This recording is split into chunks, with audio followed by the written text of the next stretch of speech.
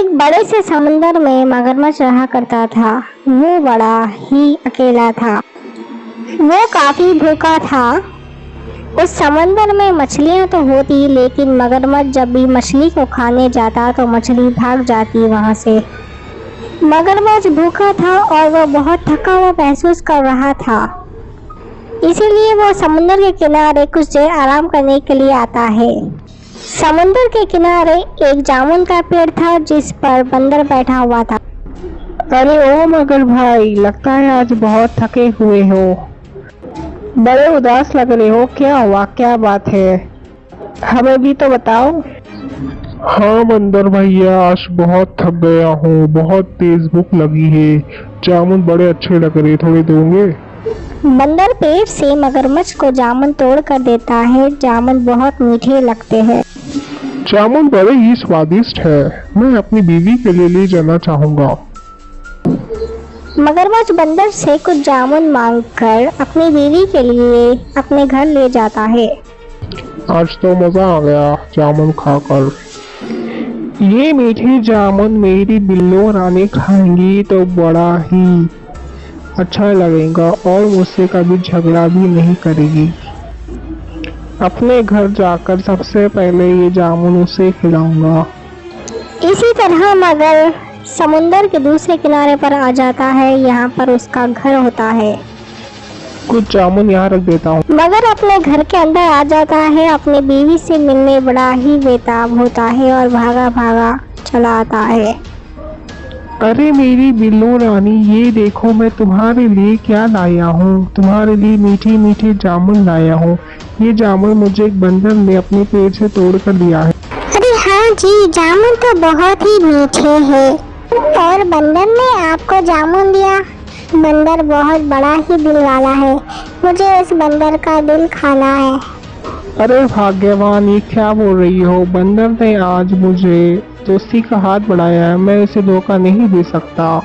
उसने मुझे जामुन देकर मेरी भूख को मिटाया है, मैं इसे धोखा नहीं दूंगा। तो ठीक है, फिर आपको बंदर चाहिए या फिर मैं? अगर आपको मुझसे प्यार है तो बंदर ला कर दो, मुझे उसका दिल खाना है। मुझे अब कुछ बात नहीं सुननी। अरे बाबा, अच्छा ठीक है, मैं कोशिश करता हूँ, तुम नाराज मत हो। तो मैं आता हूँ। मगर बड़ा ही उदास हो जाता है। वो बंदर को अपना दोस्त समझता है और वो अपने दोस्त को किसी भी हाल में धोखा नहीं देना चाहता।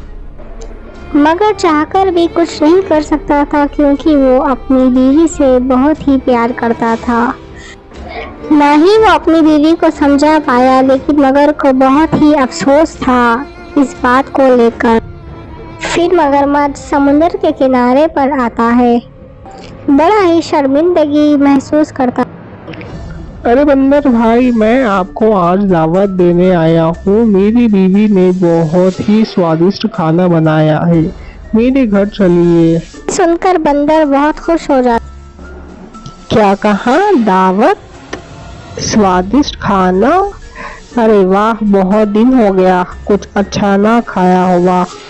अच्छा किया तुमने मुझे बुला लिया, लेकिन मुझे तो तैरना नहीं है, तो मैं कैसे आऊँगा?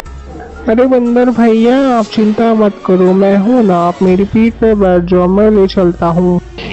इसी तरह बंदर मगरमच्छ की बातों में आ जाता है। बंदर और मगरमच्छ दोनों समुद्र के बीचों बीच होते हैं। तभी बंदर मगरमच्छ से पूछता।